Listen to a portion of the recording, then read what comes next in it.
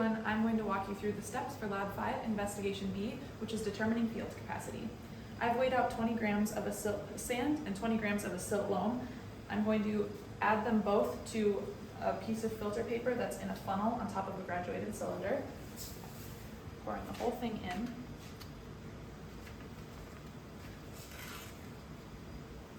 And I've measured out 25 milliliters of water in 2 graduated cylinders. And I'm going to add 25 mils of water to both pieces of filter paper.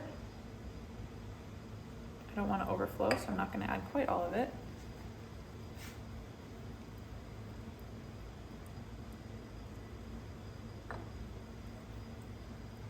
Once all the water is added, I'm going to let the water filter through the soil, and we'll come back in a few minutes to see how much water has passed through into the graduated cylinders and how much is kept in the soil.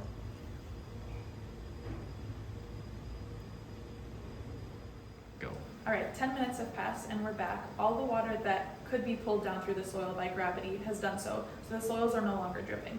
So we're going to take a look at how much water is in the graduated cylinder.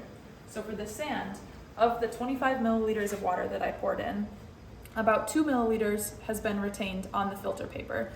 And if we go down to the graduated cylinder, I'm going to say about 18 milliliters of water have passed through and are now collected in the graduated cylinder.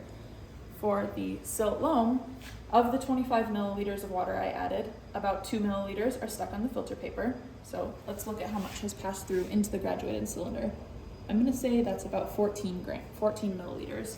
So for sand, I said 18 milliliters have passed through the soil and are now in the graduated cylinder. And for the silt loam, I said 14. That should be all the information you need to complete the investigation.